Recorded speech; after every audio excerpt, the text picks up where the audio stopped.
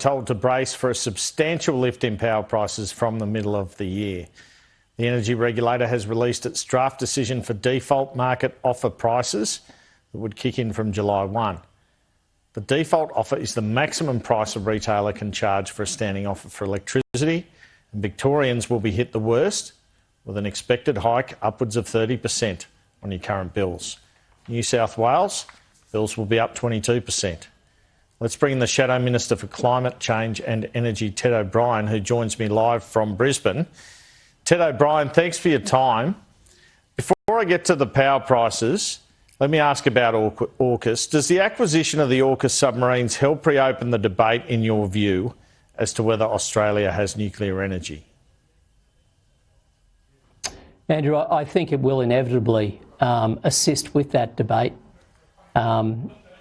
We have nuclear reactors in this country assisting the health sector right now.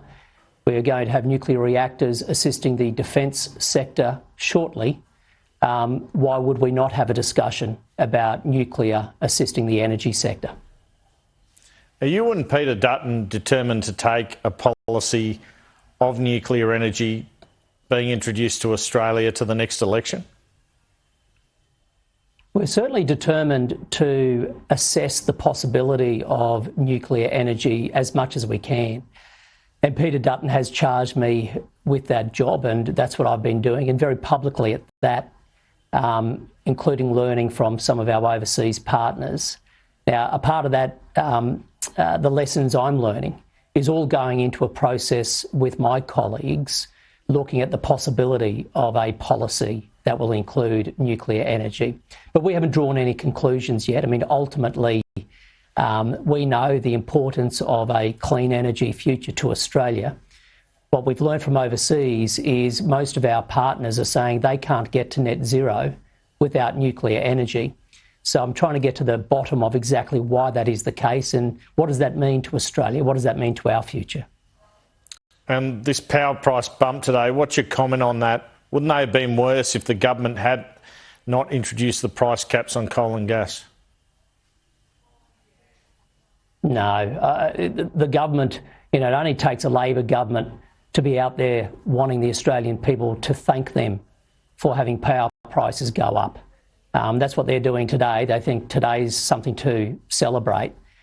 Australian households, they're going to have to cop somewhere between 20 and 30% increases in the middle of winter this year. Andrew, I don't know if you can remember all the discussions last year about senior citizens having to turn off heating because they couldn't pay their energy bill. It's going to be even worse this coming year. And Labor's out there saying, isn't it great? It could be even worse. So, look, I reject Labor's claim. They brought Parliament back before Christmas saying they're going to change the world. They promised relief to households, and that relief would be flowing in April. Well, it's not going to be flowing in April. That's another broken promise, on top of the promise they broke to reduce power bills by $275. So, I don't know. I mean, I just feel so disappointed today. It's the household. I mean, the human impact of this is going to be huge. And today's not a day to be celebrating as government. The human impact is going to be devastating. If you're not for price caps, what else would fix it? Well, we've been saying from day one that what we need in the market is more supply. I mean, there was a reason why the coalition was able to keep prices down.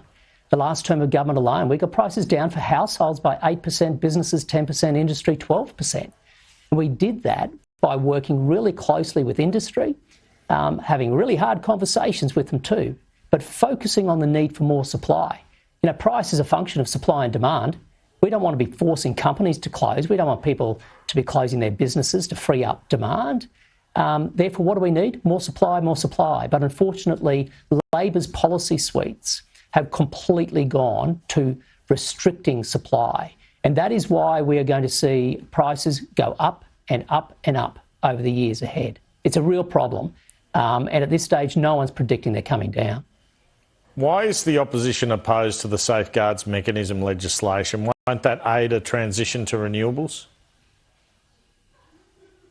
Well, it's interesting you raise that, Andrew, because the Safeguard Mechanism, that becomes effective on the 1st of July. That's the same date when retailers can start passing on these higher energy prices. So, you wait till this winter, everything's going up. The safeguard mechanism really is just a Trojan horse for a carbon tax. It's the most punitive of its kind in the world, bar none, demanding businesses cut emissions when the government knows themselves businesses can't do it. I mean, I've had the same businesses through my door that are going to the government. Some of them are saying they're going to close. This is serious stuff. Now, the businesses that survive the carbon tax, they'll survive it because they pass it on to consumers. So, you know, as the price of cement goes up, so too does your concrete slab at home, or if you're building a fence with bricks, you know, the price of food is going to go up because the price of gas goes up, urea goes up, fertiliser goes up. It lands in your bill, your household budget. This is the problem. Anyone who's wanting to buy an apartment, the price of steel is going to go up. Should they have a direct relief policy in the budget, the government, on the bill itself?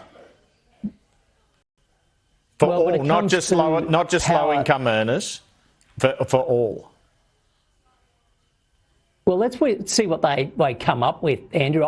At this stage, I've got zero confidence. They keep saying they're going to do something. They keep missing their dates. But would you support that? We'll look to see what they come up with. Would you support that? We'll have to see what it says. But well, we'll put it this way. No, we'll have to see what... All the talk has been around relief only for low-income earners or family tax benefit qualifiers. If there was to be relief, is that where you think it should stop, or should it be broader? So, Andrew, all I can say to you is if you go back to what our position was when they first came out with some detail, and that was in last December, the Coalition said we will back the government in providing relief. But if you ask me today who's going to get the relief, I can't tell you because government doesn't know. How are they going to get it to people? Well, I don't know because the government doesn't know. This is the problem. It's all just hypotheticals. They made a promise. They've called Parliament back to deliver on it. Still to this day, nobody knows who's going to get relief, how much it's going to save their power bills, how they're going to receive it. And so, honestly, the opposition is working here in a vacuum of government ideas. The government's just got one idea after the other, but they keep breaking promises. So we'll be constructive where we can. Yeah, go on.